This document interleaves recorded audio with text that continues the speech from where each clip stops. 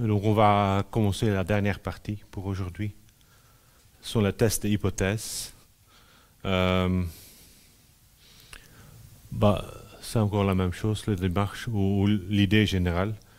Ce qui va changer, c'est la question. Donc, on a vu qu'en théorie, Mendel il prédit une proportion de 25%, basée sur la théorie de Genetica, de Genèse. Mais nous avons observé là le 26,2%. Est-ce que notre observation, il va invalider la théorie de Mendel, oui ou non? Donc, est-ce qu'il y a vraiment une différence? Donc, est-ce que le 26% là, il diffère de 25% significativement ou plutôt par hasard? C'est à cause du caractère aléatoire ou parce que la théorie de Mendel est vraiment incorrecte? Et donc pour ça, on va faire un test d'hypothèse. Donc on va voir si cette proportion est vraiment 25%, oui ou non. Donc on va tester la validité d'une hypothèse formulée par la valeur P. Donc on a la valeur, donc dans ce cas-ci, on a une proportion dans la population et on veut tester si cette proportion est égale à une certaine valeur ou pas. Et on va se baser sur ce qu'on voit dans l'échantillon.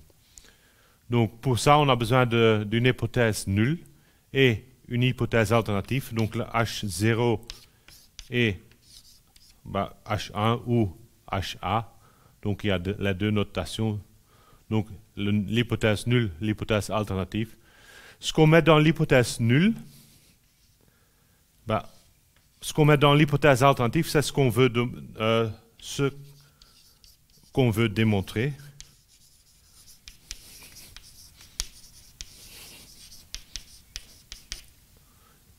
L'hypothèse nulle, c'est normalement là, pour le dire tout bêtement, tout facilement, la situation actuelle.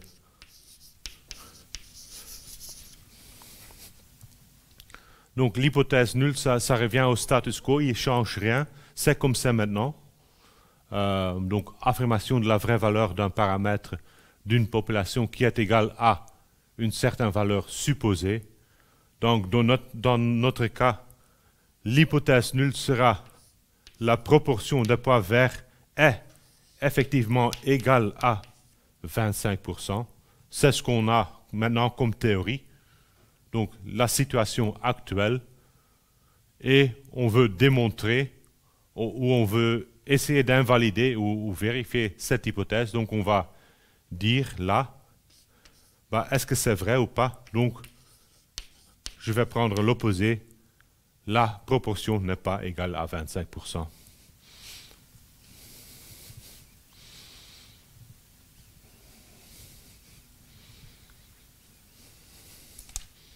Donc si je trouve un échantillon avec des valeurs qui sont improbables, probablement à ce moment-là, l'hypothèse nulle est incorrecte et je vais retomber sur l'hypothèse alternative. Dans la notation, je vais prendre la valeur A ou la valeur fixe, je vais l'écrire comme P étoile. Et donc je vais vérifier ou je vais comparer le P, la valeur dans la population, avec une valeur fixe, une valeur P étoile, dans notre cas, le 25%. Et donc je pourrais tester s'il y a une différence, si la valeur est plus grande que le P étoile ou si la valeur est plus petite que P étoile. Donc grosso modo deux types de tests. Ça, ce sont des tests bilatéraux, ou c'est un test bilatéral. Donc je regarde dans les deux directions. Je suis intéressé de voir est-ce qu'il y a une différence avec cette valeur de 25%, oui ou non. Et je m'en fous si la différence est positive ou négative. Je veux simplement savoir s'il y a une différence. Là, dans un test unilatéral, je vais plutôt spécifier la direction dans laquelle que je regarde. Donc là, je veux savoir, est-ce que la proportion est plus grande que 25% ou est-ce que la proportion est plus petite que 25%? Test bilatéral, test unilatéral. La démarche générale, c'est le même. Et on va faire la distinction à la fin, donc pour tirer les conclusions.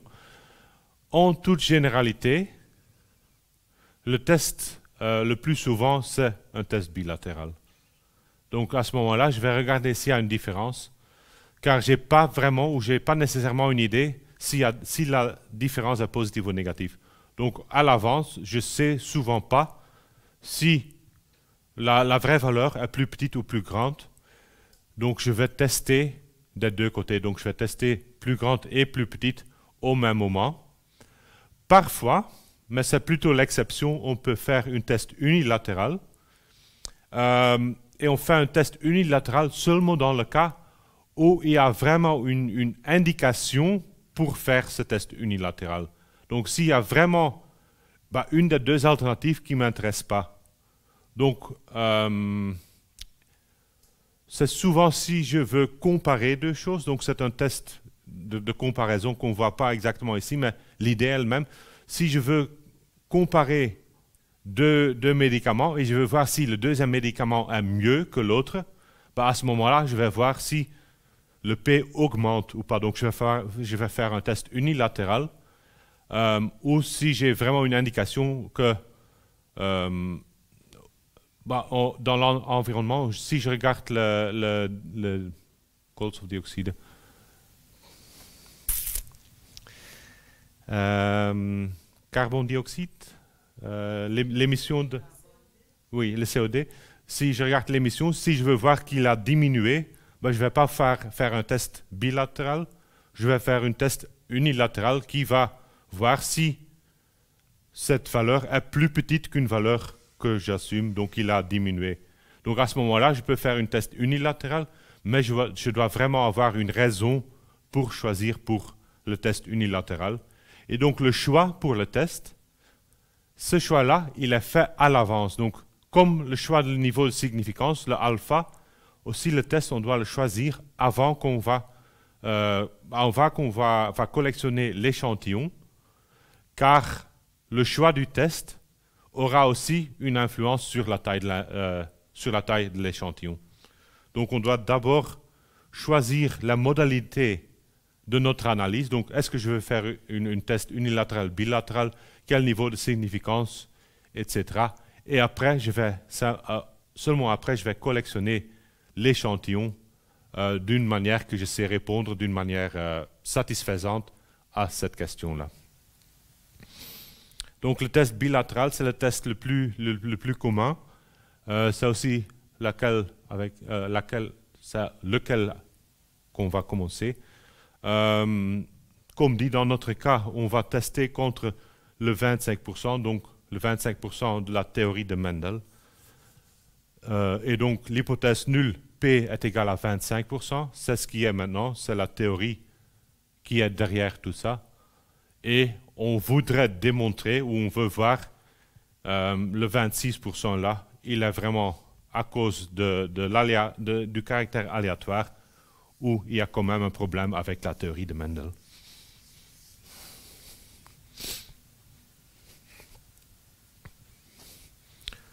Donc, hypothèse nulle, P égale à 25%. Si je traduis en français, il y a 25% de poids vert parmi les poids de seconde génération. L'autre, il n'y a pas 25% de poids vert. Donc, P égale à 25% ou P différent de 25%. Le modèle reste le même. Donc, j'ai encore ce modèle-là. Donc, les XI qui suivent une loi Bernoulli, P fixé inconnu. J'ai de nouveau besoin de cette hypothèse supplémentaire, car je vais de nouveau passer par l'approximation normale. Donc NP et N1-P doivent être 5 ou plus.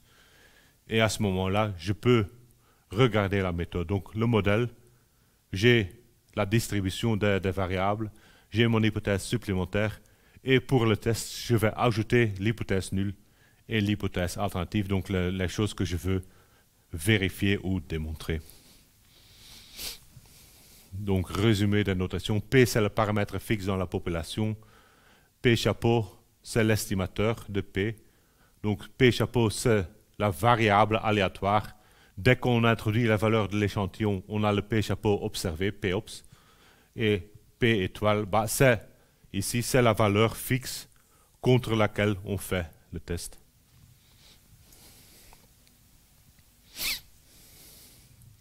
Quelle est l'idée derrière le test d'hypothèse? Bah, j'ai l'échantillon, je vois quelque chose dans l'échantillon, donc j'aurai un P observé. Bah, est-ce que ce P observé, c'est une valeur plausible pour l'hypothèse nulle ou pas?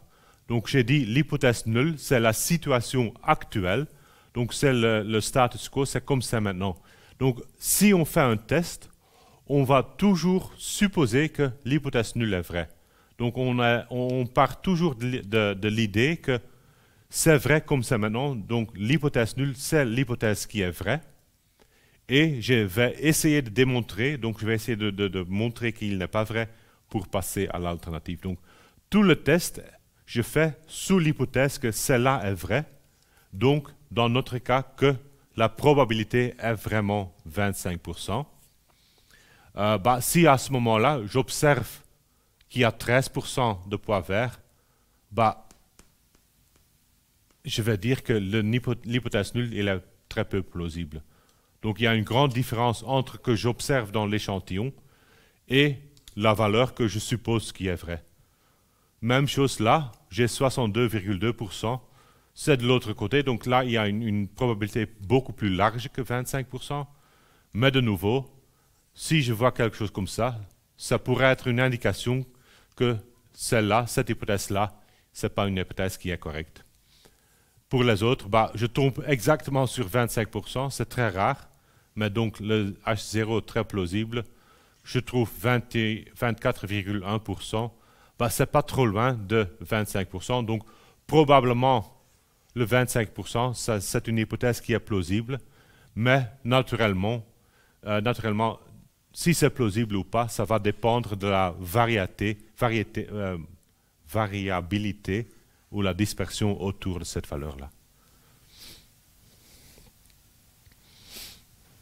Donc, comment on fait? On fait par l'absurde.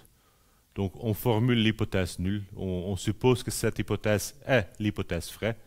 Donc, on suppose qu'on travaille toujours sur l'hypothèse ou sous l'hypothèse nulle.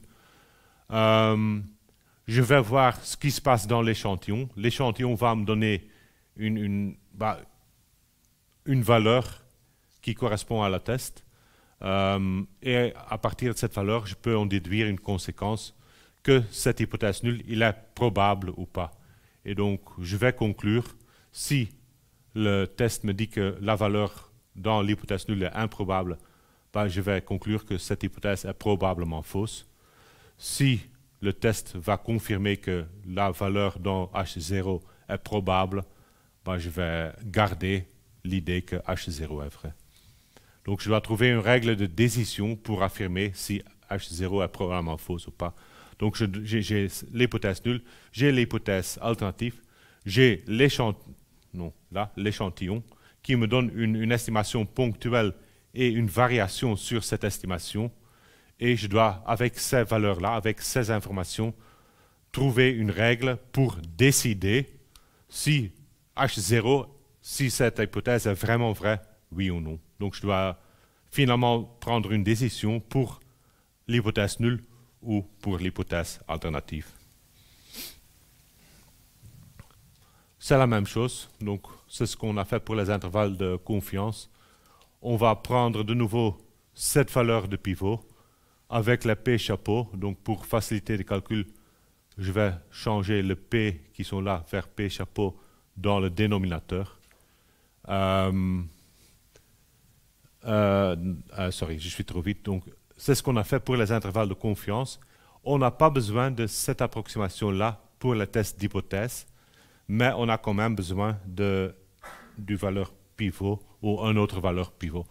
Donc, ce qu'on va faire, ou l'idée, ce qu'on va avoir, c'est j'ai un certain test. Donc, si je regarde les valeurs possibles. J'ai le P chapeau observé. C'est ce que la test me donne. Et j'ai un P étoile quelque part qui est l'hypothèse qu'on a dit que c'est l'hypothèse vraie. Ben, je vais regarder la différence ou l'écart entre les deux pour tirer une conclusion. Donc je vais vérifier si l'estimation basée sur l'échantillon, s'il est loin de cette valeur P chapeau, 7,25%, ou pas. Et donc s'il est loin, bah, probablement à ce moment-là, le H0 n'est pas valable, car il y a un grand écart entre notre hypothèse et ce qu'on observe en réalité. Donc H0 est peu probable. Si cette estimation est assez proche de la valeur de l'hypothèse, ben on va dire que oui, on pourrait dire que l'hypothèse qu'on comprend, il est assez probable, il est plausible. Donc on parle de loin, on parle de proche. Oui. Le P étoile, c'est le 25%. C'est la valeur fixe de l'hypothèse.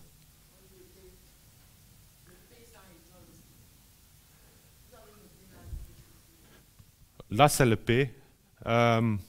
Oui, ok. Voilà, c'est réglé. Non, c'est une notation. Donc, oui et non. Donc, le P, c'est le paramètre inconnu de la population. Et on sait, dans le cas de Mendel, qu'il est vraiment égal à 25%. Si on ne sait pas, on le met dans l'hypothèse. Donc, le P étoile, c'est simplement une notation pour l'hypothèse nulle. Mais je pourrais, par exemple, tester que c'est 30% ou pas. Donc, c'est pas nécessaire. La vraie valeur de P, on sait que c'est 25%, mais je pourrais faire un test P égale à 30%. À ce moment-là, le P étoile sera 30%. Donc, ce sont théoriquement des valeurs différentes, mais dans ce cas-ci, ce sont les mêmes, car on sait que le 25 est le vrai. Mais donc, le P étoile, c'est simplement une notation pour indiquer cette valeur-là dans l'hypothèse nulle.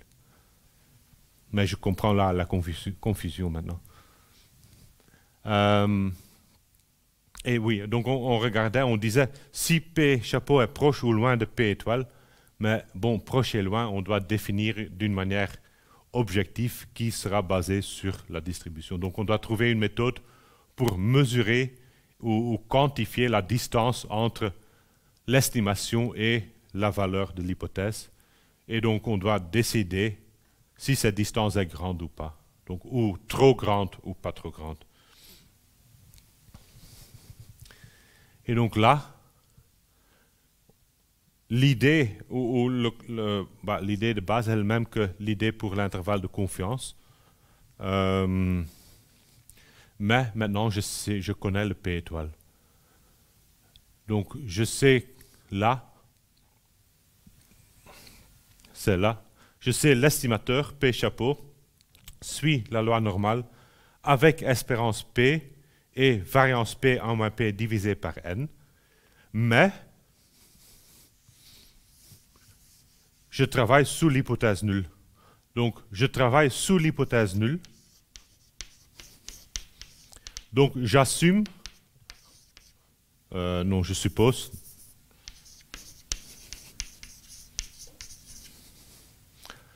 que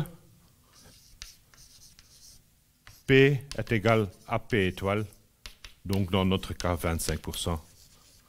Donc, sous l'hypothèse nulle, je n'ai pas de nécessité de changer le P par le P chapeau, car je fais l'assumption, non, de nouveau, assumption c'est l'anglais, je fais l'hypothèse que P est égal à P étoile. Donc sous H0, j'ai que ça suit la loi normale, mais que je connais la valeur de P, donc c'est le P étoile, et là j'aurai, non pas la racine, j'aurai P étoile 1 moins P étoile divisé par n. Et donc là, il n'y a pas de nécessité de faire l'approximation par la valeur observée, car je travaille sous l'hypothèse que cette valeur, c'est la vraie valeur. Et donc j'ai une distribution normale bien définie qui est centrée autour de P étoile, donc dans notre cas autour de 25%.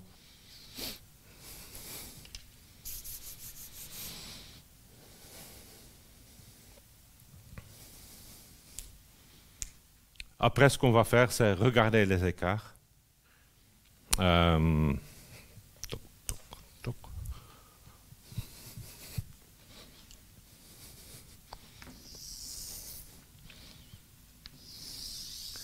Donc, chez la distribution, le centre dans la distribution sous l'hypothèse nulle est ce P étoile. J'ai mon P chapeau observé. Et donc, je disais que je vais vérifier la différence entre ce que j'observe dans l'échantillon et je suppose qu'elle a la vraie valeur. Donc, je vais regarder l'écart entre l'observation et l'hypothèse. Et donc, je veux caractériser si c'est, ou je veux attribuer une mesure de distance, d'une manière ou une autre, à cet écart. À ce moment-là, ce qu'on va faire, c'est on va regarder la probabilité pour observer un écart pareil, avec deux petites remarques. On a un test bilatéral, donc on sait que c'est symétrique autour de 0 ou autour du centre. Et donc, vu qu'on a le caractère aléatoire, la chance de voir cet écart positif, pour le même prix, on avait observé cet écart d'une façon négative.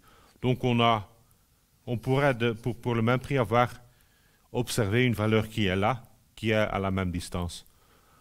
Donc, je ne vais pas me limiter à l'écart même, mais je vais regarder l'écart dans les deux sens. Donc, je vais regarder l'écart positif et l'écart négatif, pour raison que je travaille où je fais un test bilatéral, donc je regarde une différence. Donc, je regarde s'il y a une différence avec la valeur P étoile, et la différence pourrait être positive ou négative. Donc, pour un test bilatéral, ce que je fais, je vais faire je vais prendre l'image miroir de l'autre côté et regarder cet écart aussi. Donc, les écarts là, en valeur absolue, ce sont les mêmes. Et après, je vais caractériser cette distance-là par une probabilité. Donc, on sait que regarder la probabilité d'un seul point, ou deux points, c'est égal à 0, dans le cas continu. Donc, si je calcule la probabilité pour avoir cet écart, c'est une probabilité pour un seul point, c'est 0, je ne peux pas faire. Donc, je vais calculer la probabilité pour avoir un écart qui est au moins aussi large. Donc, je vais regarder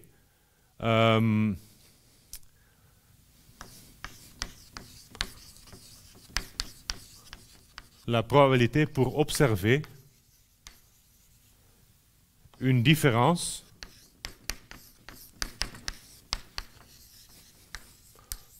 au moins aussi extrême que celle-là qu'on a observée, au moins.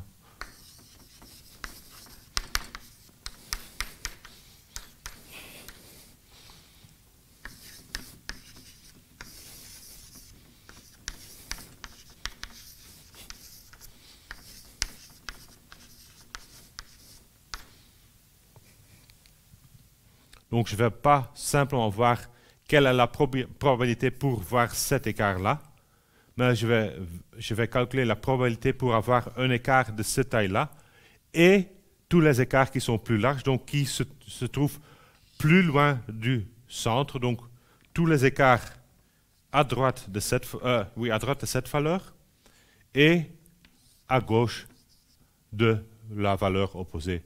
Donc je vais calculer la probabilité ici, dans la queue droite, et je vais calculer la probabilité dans la queue gauche.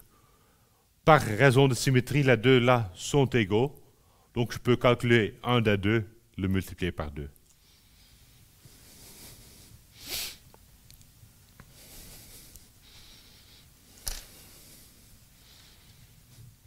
Et cette valeur-là, on va l'appeler le p-valeur ou la valeur p.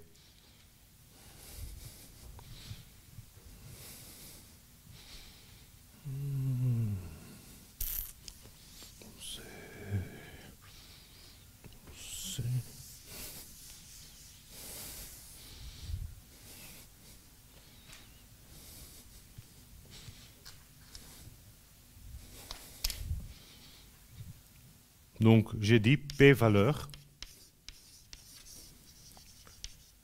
C'est une probabilité, et c'est la probabilité d'avoir un écart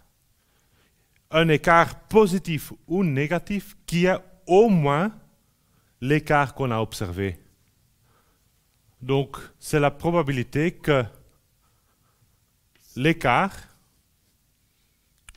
en valeur absolue, donc je vais l'écrire comme ça, est au moins l'écart observé.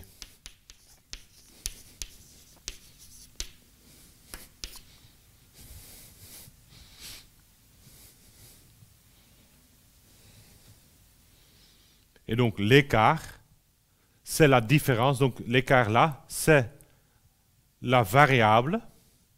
Donc c'est la différence entre l'estimateur et la valeur dans l'hypothèse, le P étoile. L'écart observé, ça c'est la valeur qu'on a observée dans l'échantillon et la différence avec le P étoile.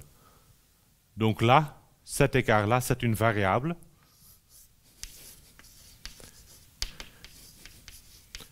Donc c'est la variable là, ou qui va utiliser cette distribution-là. Là, c'est une valeur fixe.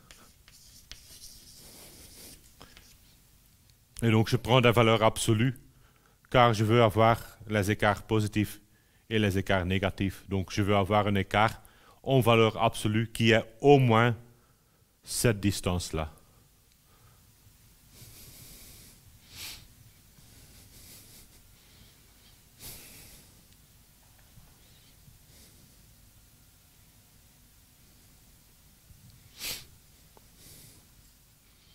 On a fixé un certain niveau de confiance, alpha, de nouveau, donc c'est la même idée que pour l'intervalle de confiance, on fixe alpha. Donc je veux avoir 95% de confiance ou pas. Ben, je vais comparer la valeur P qui est indiquée en rouge avec alpha. Donc je vais dire à l'avance, il y a un certain nombre alpha. Je vais de nouveau le repartir des deux côtés.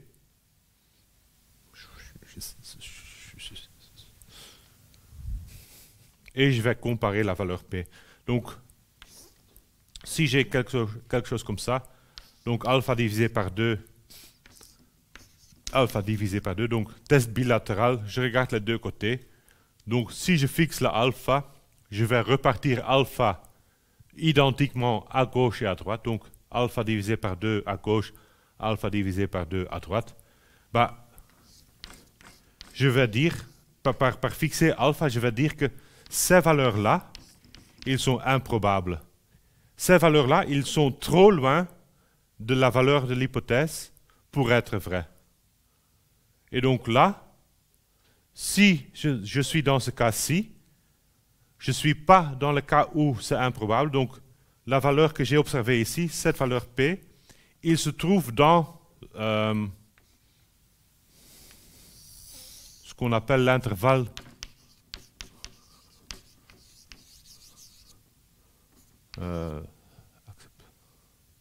où je peux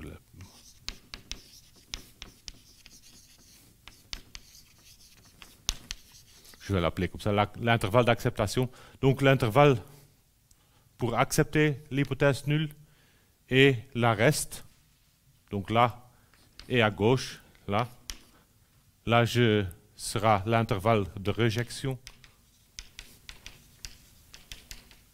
Donc ici, au milieu, ce sont des valeurs pour lesquelles l'hypothèse nulle est plausible. Donc les écarts ne sont pas trop grands dans l'hypothèse. Donc tout ce qui se trouve au centre, je vais dire, bah, ce sont des valeurs qui sont OK, des écarts qui correspondent avec ou qui s'éloignent pas trop loin du centre. Donc là, l'hypothèse nulle est plausible, donc il est acceptable. Et dès que je dépasse cette valeur-là, bah, je vais dire que cette hypothèse nulle, il n'est plus plausible, donc je vais le rejeter. Et donc j'ai un intervalle où j'accepte l'hypothèse nulle, où je ne rejette pas, pour être correct. Et j'ai deux côtés, à gauche et à droite, où je vais rejeter l'hypothèse nulle. Et donc ce qu'on va faire, c'est on va calculer, ou on va comparer P avec alpha. Dans notre cas-ci, la valeur observée se trouve il se trouve encore dans l'intervalle d'acceptation, donc l'écart n'est pas trop grand pour pas être plausible. Et donc là, je dois normalement accepter l'hypothèse nulle. Ce qu'on voit, c'est la valeur P, c'est la surface en rouge, il est plus grande que alpha, la surface en jaune. Donc si P est plus grande que alpha, on ne va pas rejeter l'hypothèse nulle. Donc l'écart n'est pas trop grand. La différence entre la valeur observée et la valeur d'hypothèse, cet écart-là est acceptable. Par contre, si je m'éloigne, donc si je suis plus loin, donc je dépasse cette ligne jaune, bah à ce moment-là, je suis dans l'intervalle de réjection, je vais rejeter l'hypothèse nulle et je vois à ce moment-là que la valeur P, donc la valeur P sera quelque chose comme ça, qui se trouve là et là. La valeur P sera plus petite que alpha et donc je vais rejeter.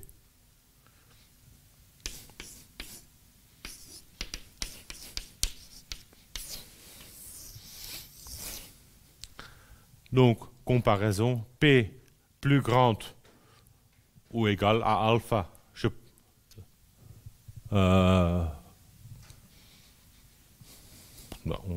l'ai mis là. Ça ne fait pas une grande différence. Plus grande qu'alpha, je ne vais pas rejeter l'hypothèse nulle. Plus petite qu'alpha, je vais rejeter l'hypothèse nulle. Et donc, je vais supposer, je vais dire que l'hypothèse alternative, il est plus plausible que l'hypothèse nulle.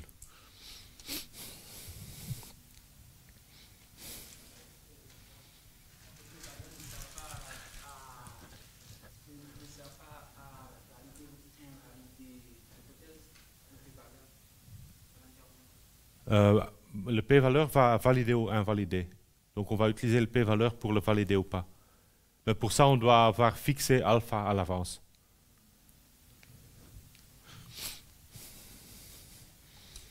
Oui.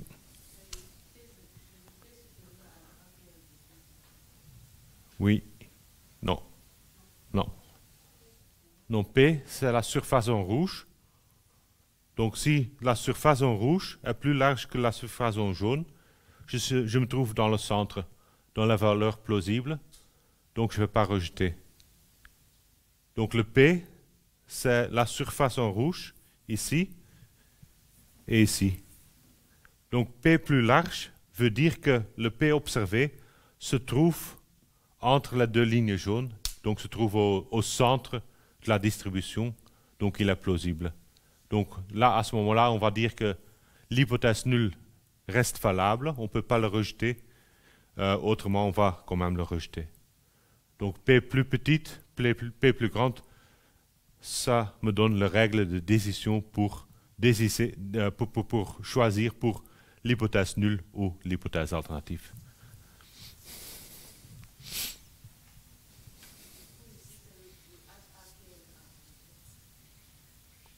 Je ne sais pas car je n'ai pas encore fait les calculs pour notre exemple.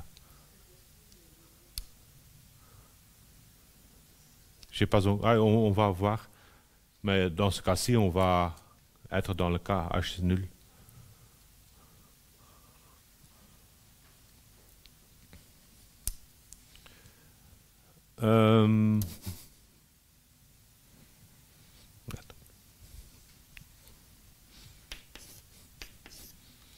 Peut-être c'est ça. Donc c'est la p-valeur, mais c'est pas le p de... Donc il y a un peu trop de p dans tout. C'est le p-valeur qu'on compare avec alpha, le p-valeur qu'on compare avec alpha.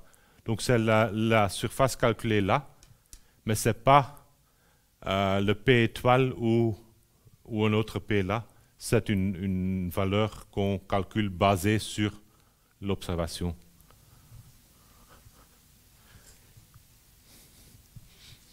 Donc en général, ce qu'on fait, on formule nos hypothèses. Donc on va formuler l'hypothèse nulle, l'hypothèse alternative. On va supposer que H0 est vrai. Donc dans ce cas, je connais la distribution. Donc je connais, ou je sais que la valeur centrale, c'est le P étoile. Parce que je dis que P est P étoile. Je vais regarder cette probabilité. Donc c'est une probabilité car là j'ai une variable qui a une certaine distribution basée sur la loi normale. C'est une valeur que je connais car c'est une valeur et une autre valeur. Donc ça me donne une probabilité et je vais comparer cette probabilité avec alpha. Si cette valeur est plus petite que alpha, donc à ce moment-là je vais dire l'hypothèse nulle n'est pas plausible, donc probablement pas vrai. Donc je vais le rejeter et je vais rejeter en faveur de l'hypothèse alternative. Et à l'inverse, si elle est plus grande que alpha, je ne peux pas en déduire une conséquence et donc je ne vais pas rejeter H0. Donc on ne peut pas conclure que H0 est fausse. Donc la démarche est simple. Donc je formule les hypothèses. Je vais calculer la valeur P, la P-valeur. Je compare avec alpha que j'ai choisi au début. Et selon cette comparaison, je vais choisir pour l'hypothèse nulle ou l'hypothèse alternative. Donc, méthode, même chose que intervalle de confiance. J'ai l'estimateur, j'ai le même pivot que je vais utiliser car je vais utiliser de nouveau cette loi normale. Mais j'ajoute la règle de décision, donc la p-valeur, et je vais le comparer avec alpha pour obtenir un certain résultat. Donc, comment je vais calculer cette valeur-là? Donc, la valeur P, le P-valeur, il va dépendre de où se trouve la valeur observée. Oui.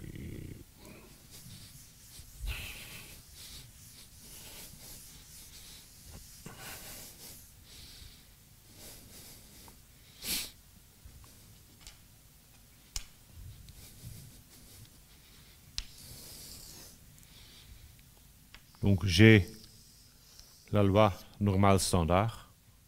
Non, la loi normale qui est centrée autour de P étoile.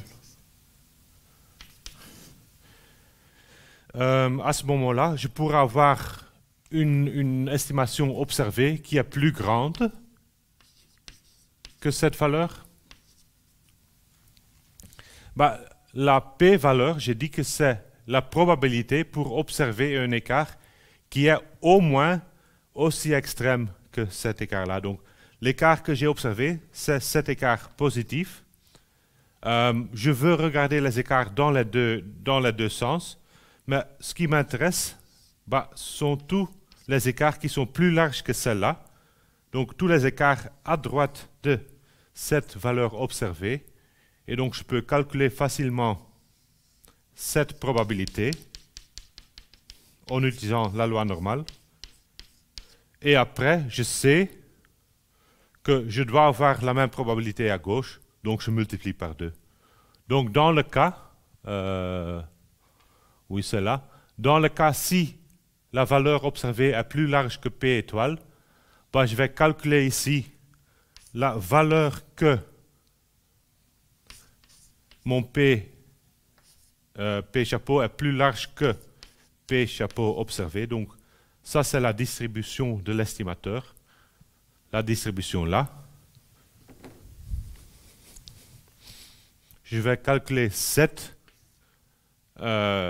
probabilité. C'est la probabilité en jaune.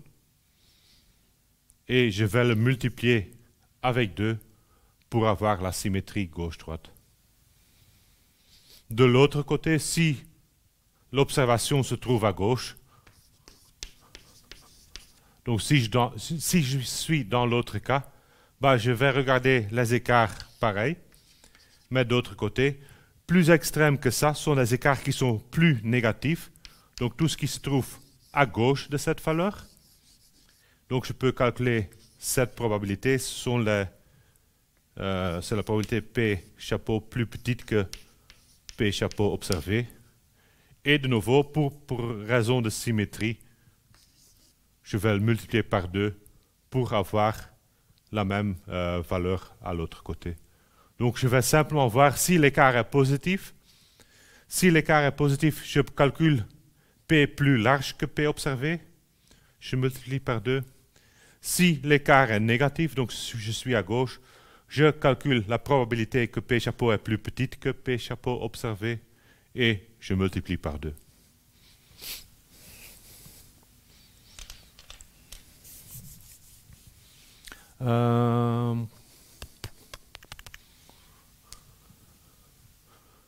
Et là, c'est de nouveau la même chose. Donc, on connaît la distribution pour calculer. Donc, on connaît cette distribution-là. Si je retire P étoile, je divise par l'écart type. Je sais que ça, c'est un normal standard. Donc, je connais les valeurs. Je fais la même chose là. Et je peux trouver la probabilité dans la table ou par le logiciel.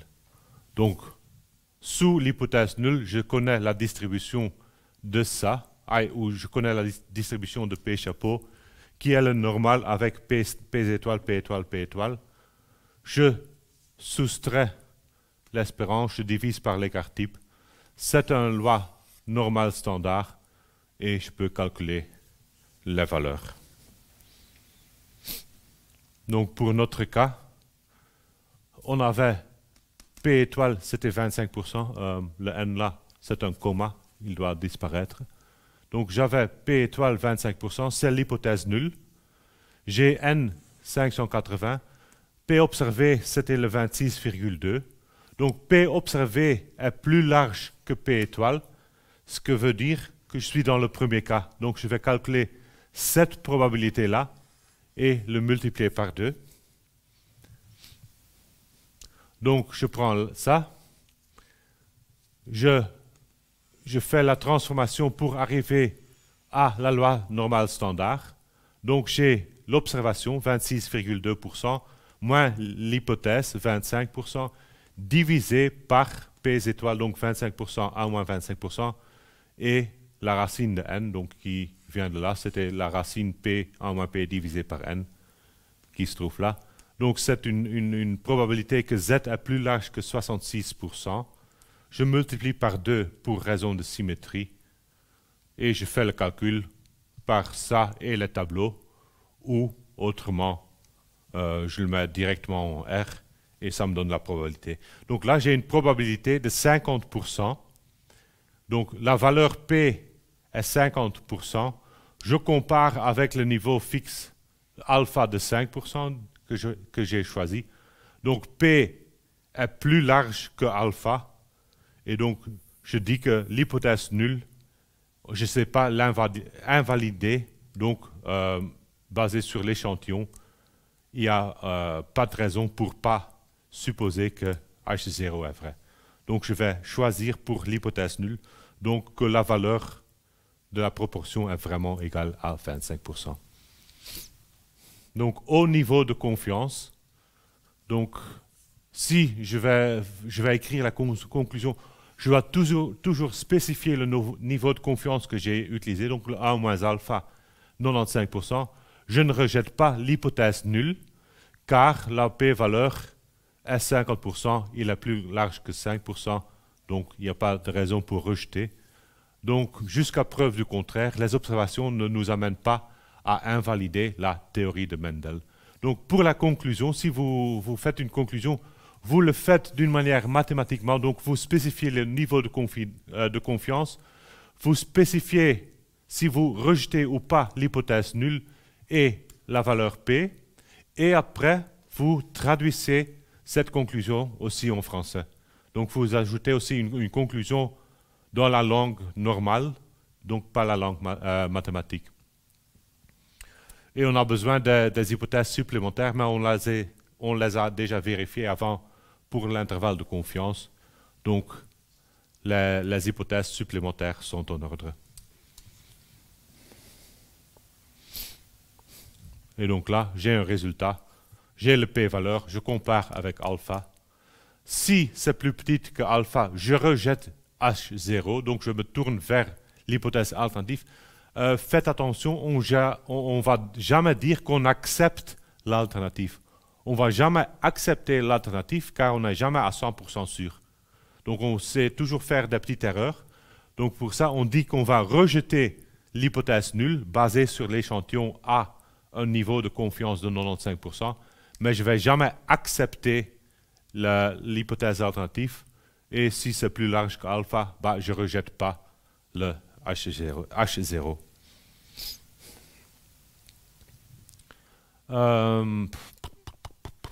Je n'ai pas beaucoup de temps. Ben, un petit mot. Comme dit, c'est toujours une chose aléatoire.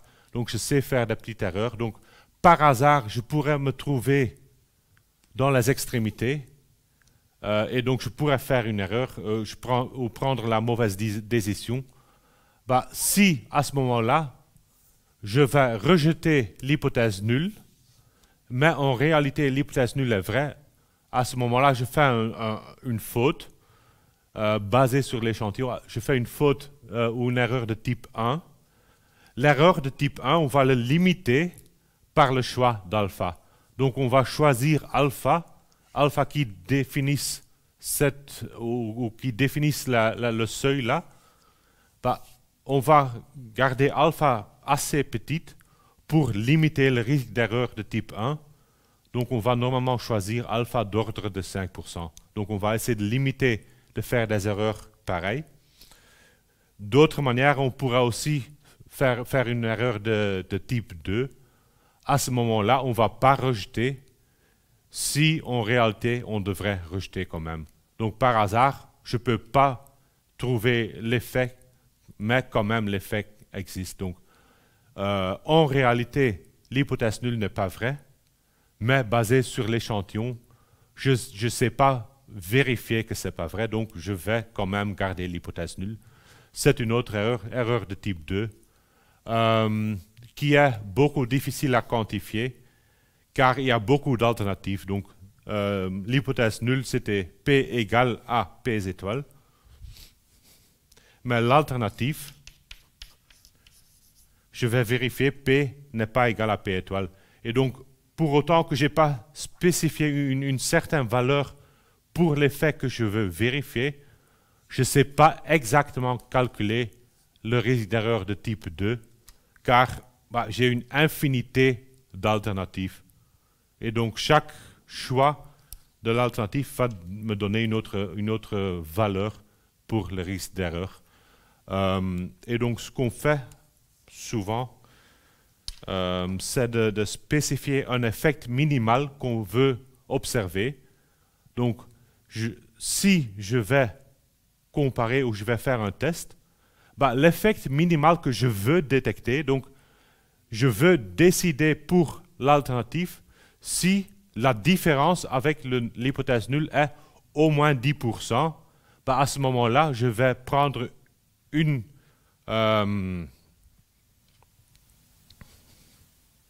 hypothèse alternative qui est bien spécifique pour déterminer, pour limiter l'erreur de type 2 qu'on va mettre avec bêta.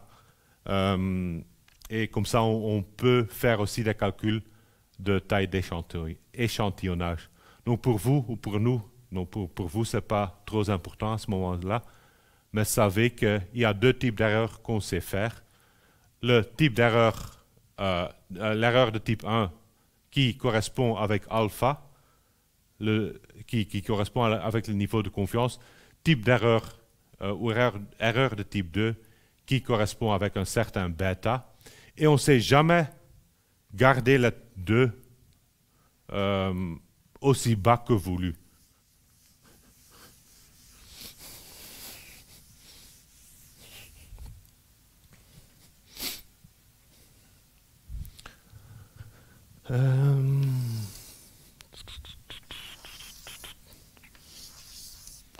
Donc si j'ai, donc ça c'est la distribution sous l'hypothèse nulle, je vais rejeter à partir d'un certain moment, donc ça c'est mon alpha, c'est le risque de faire une erreur de type 1. Donc là, je vais rejeter, je vais quand même rejeter, mais peut-être l'hypothèse nulle est vraie. Si je compare avec l'hypothèse alternative pour un certain alternative fixé, bah à ce moment-là, si mon valeur se trouve à gauche, je ne vais pas rejeter, mais je devrais rejeter. Donc ça, c'est le alpha, c'est type erreur de type 1, ça c'est le bêta, erreur de type 2. Et donc je vois, et c'est simplement indicatif, si je veux diminuer le niveau de alpha, je vais augmenter le niveau de bêta. Donc je dois trouver un compromis entre les deux qui marche pour moi. Donc je dois, ce qu'on fait en réalité, on fixe alpha, et après on va dire, pour un certain alternatif, je vais prendre l'échantillon d'une certaine taille pour limiter le bêta aussi. Et donc le bêta, le type d'erreur 2, est moins grave souvent que l'autre, donc on fixe alpha souvent à 10%, le bêta, on va plutôt aller vers 20%. Donc on va supposer que cette erreur est moins grave, donc on le prend à 20%. Donc là, les options, en réalité c'est vrai, mais je le rejette. Erreur de type 1, alpha, donc risque alpha fixé, décision correcte. Si c'est vrai, je ne rejette pas, décision correcte. Si c'est faux et je ne rejette pas, bah, je fais une erreur de type 2, une erreur de type 2 qui a un risque inconnu, pour autant que je ne choisis pas un certain effet minimal que je veux observer. Tac, tac, tac, on a dit bilatéraux, oui. Unilatéraux, donc il y a deux options, P plus petit ou P plus large. J'ai déjà dit, on va normalement choisir le test bilatéral, sauf s'il y a vraiment une indication de faire un test unilatéral. L'idée elle-même, mais la différence se trouve finalement à la fin pour calculer la valeur P. Donc, si j'ai un test unilatéral P plus large que P étoile, donc j'ai un test unilatéral à droite, à ce moment-là, je m'en fiche de tout ce qui se passe à gauche. Donc tout ce qui se passe à gauche ne m'intéresse pas. Si les écarts sont plus petits ou sont à gauche, tout est en ordre. Ce qui m'intéresse, à ce moment-là, je veux savoir si c'est plus large que le P étoile ou pas. Donc la valeur que j'observe, ou la vraie valeur, il se trouve à droite ou pas. Et donc, ce qui change à ce moment-là, c'est je regarde les valeurs ou les écarts qui sont aussi extrêmes que la valeur observée, mais dans ce cas, aussi extrême, c'est seulement la partie à droite, car je suis simplement ou seulement intéressé dans des écarts qui sont plus larges. Donc, l'hypothèse P plus large que P étoile, donc si vous regardez la flèche, il se dirige vers la droite. Bah aussi là, ce que je fais sur le dessin, je regarde tout ce qui se trouve à droite de la valeur observée. Et donc là, le p-valeur sera la surface en droite, la surface en rouge qui se trouve à droite de la valeur observée. Et donc, je ne fais plus la symétrie. Tout ce qui se passe à gauche ne m'intéresse pas. Les seules choses qui pourront indiquer que l'hypothèse alternative est vraie, ce sont des valeurs qui sont plus larges que ça, donc qui se trouvent à droite. De même manière, je peux calculer une valeur P, je dois le comparer avec alpha, mais maintenant, de nouveau, je vais prendre alpha à une seule côté, et donc je vais prendre là alpha complètement à droite.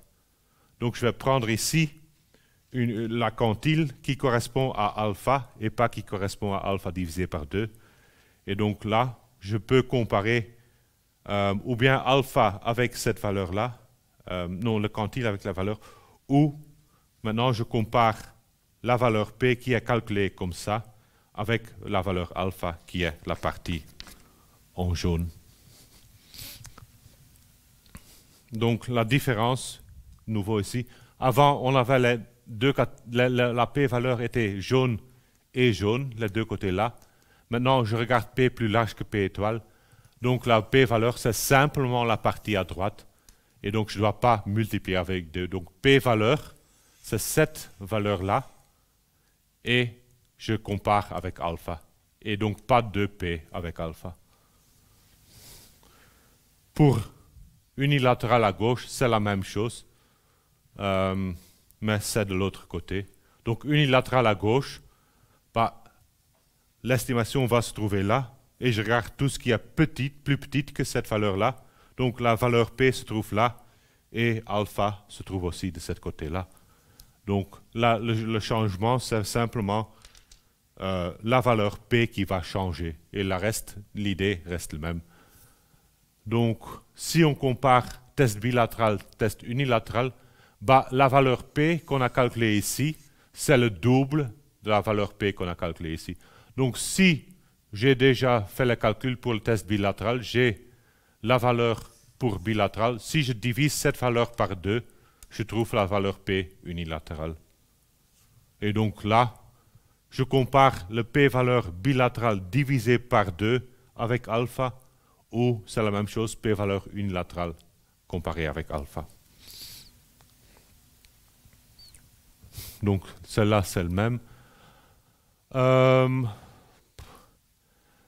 Ce qui est logique, je ne sais pas si j'ai mis sur... Non, c'est autre. Donc, j'ai le test à droite, donc le test que j'ai marqué là, P plus large que P étoile, mais je vois que l'observé est plus petite. Donc l'observé, donc le P chapeau observé, se trouve à droite, à gauche de cette valeur. Mais j'ai une test à droite, donc je vais calculer la valeur P, ce qui est toute la surface à droite. Donc si à ce moment-là, je vois que la valeur observée est plus petite que P étoile, mais quand même je fais un test à droite, bah, de définition, la valeur P est toujours plus large qu'un demi. Donc un demi, c'est toute la côté droite de la distribution. Donc la p-valeur est plus grande que 50%, donc on ne va jamais rejeter l'hypothèse nulle. Donc il est même inutile de calculer la valeur exacte, car on sait qu'il va d'office être trop large. Et c'est résumé là. Donc j'ai le cas P plus large que P étoile, donc le cas, je teste vers la droite. Quand est-ce que je vais rejeter l'hypothèse nulle? Ben, je vais rejeter l'hypothèse nulle si cette valeur observée se trouve à droite de la valeur de l'hypothèse et la valeur P, donc la probabilité est plus petite que alpha, dans le cas unilatéral, ou plus petite que 2 alpha. Si j'ai calculé le bilatéral, mais bon, oublie ça, ça vous complique la vie un peu, donc c'est plus facile de simplement calculer la p-valeur unilatérale. Donc je rejette, dans ce cas-là, je ne rejette pas si il se trouve à droite, mais la valeur P est supérieure à alpha, donc c'est cette partie-là, je ne vais pas rejeter l'hypothèse nulle. Et d'autre manière, si la observée se trouve à gauche bah, certainement, je ne vais jamais rejeter l'hypothèse nulle non plus, car bah, la valeur P est toujours trop large. Ça, c'est l'autre. Et après, il y a encore un exercice, mais j'ai déjà dépassé le temps, donc on peut vitement le parcourir si vous voulez, ou autrement, je dis que vous le lisez, c'est à vous de décider.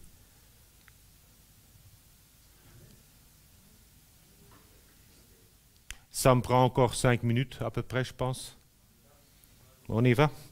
Donc, on a un exercice, donc une entreprise pharmaceutique, il a un médicament qui va permettre, ou qui favorise la conception de bébés filles. Donc, c'est pas vraiment réaliste, mais donc pour les couples qui veulent avoir une fille. Et donc, ils vont tester. Ils ont une taille d'échantillon de 100 bébés, et ils remarquent qu'il y a 65 bébés filles. Donc 65 filles. Est-ce qu'on peut conclure que le médicament, c'est vraiment efficace sur un niveau de confiance à 95%? Donc, qu'est-ce qu'on a? On a la population. La population sont les couples traités ou la potentiel de tous les couples traités. Donc, les couples qui veulent avoir une fille. L'échantillon, on a pris 100 couples, donc taille de l'échantillon c'est 100. L'hypothèse, on a de nouveau choisi de façon aléatoire indépendante. La variable, est-ce que le bébé c'est une fille ou pas? Donc ça suit la loi Bernoulli. Donc si c'est un garçon, c'est un échec. Si c'est une fille, c'est un succès. Donc j'ai cette loi de distribution Bernoulli. Je veux tester l'hypothèse que le médicament a vraiment un effet. Donc, ce que je veux tester, c'est par rapport à la probabilité naturelle, donc une chance de 50% d'avoir une fille. Est-ce qu'il y a une différence, oui ou non? Donc, je vais tester si... oui, c'est là. P est égal à 50%. Il n'y a pas d'effet du traitement ou P est différent de 50%. Pourquoi je fais différent? Je ne fais pas plus large, car normalement, je prends la décision avant avoir vu l'échantillon, donc je ne sais pas combien de bébés sont des filles et combien de bébés sont des garçons. En plus, dans le secteur médical, le WHO, il recommande que tous les tests pour les médicaux sont des tests bilatéraux, car ce sont des tests plus conservatifs. Donc, pour des raisons imposées, mais aussi pour des raisons de... Je ne connais pas encore l'échantillon, je ne sais pas si ça va augmenter ou pas. On fait un test bilatéral, donc on teste si c'est 50%, donc le cas naturel, il y a la moitié probabilité d'avoir un garçon et une fille, ou c'est différent de 50%, on fait le test bilatéral. On a l'échantillon, ou le modèle, on a observé 100 valeurs, Bernoulli P, l'hypothèse N fois P, donc le P observé c'est 65%, donc je multiplie ça 65 et 35, donc les hypothèses supplémentaires sont en ordre. Je peux appliquer l'approximation normale. Je suppose que H0 c'est vrai, donc c'est une hypothèse qui est vraie, donc je suppose que la vraie valeur de P est égale à 0,5. Mon estimation ponctuelle c'était 65%, donc 65 filles sur un total de 100. Et je vais calculer la valeur, le P-valeur, donc je vois que je suis dans le cas où la valeur observée est plus large que la valeur là. Donc je vais calculer à droite et multiplier par 2. Je le remets vers le normal standard. Donc je retire l'espérance, donc je retire le 0,5. Je divise par l'écart type, donc P étoile 1 moins P étoile divisé par la racine de n. Ça me donne une valeur pareille. Ou je prends 2 fois la probabilité que Z est plus large que 3. On remplace Là, c'est plus petit. Donc, ça, c'est une erreur. Donc, ça, c'est 1 moins la probabilité que z est plus petit ou égal à 3. Donc, vous devez inverser le signe. Donc, c'est 99,9%. Et je trouve que la valeur P est 0,2%. Donc, la valeur P, ou le P-valeur, 0,2%. Alpha, je l'ai fixé à 5%. J'ai dit que je veux avoir un niveau de confiance de 95%. Donc, ça me dit que le P est plus petit que alpha. Donc, je vais rejeter l'hypothèse nulle. Je vais décider en faveur de l'hypothèse alternative. Donc, c'est marqué là. On a le P-valeur plus petite que alpha. On va rejeter H0. Donc, au niveau de confiance, 95%. Donc, je dois mettre le niveau de confiance dans le rapportage. Je vais rejeter l'hypothèse nulle et me retourner vers l'alternative. Donc, basé sur mon échantillon, je peux affirmer qu'il y a effectivement un effet du traitement sur la probabilité de la naissance de la fille. Et ça conclut l'hypothèse. Donc, une dernière chose pour unilatéral, bilatéral. Maintenant, j'ai remarqué qu'il y a un effet. Donc, j'ai testé bilatéral, donc je sais qu'il y a un effet. Vu que je sais que la valeur observée est plus large, je peux en déduire, je ne suis pas à 100% certain, mais normalement, je peux dire que l'effet sera positif, donc il y a un effet positif. Si j'avais fait un test unilatéral, je ne pourrais pas nécessairement faire l'inverse. Donc, si pour le test unilatéral, je trouve qu'il n'y a pas d'effet, je ne sais pas en déduire s'il y a un effet négatif. Donc, il pourrait être un effet de l'autre côté, mais avec un test unilatéral, je ne pourrais jamais le trouver. Donc, c'est aussi une raison pour plutôt choisir un test bilatéral si vous n'êtes pas vraiment sûr de faire un test unilatéral.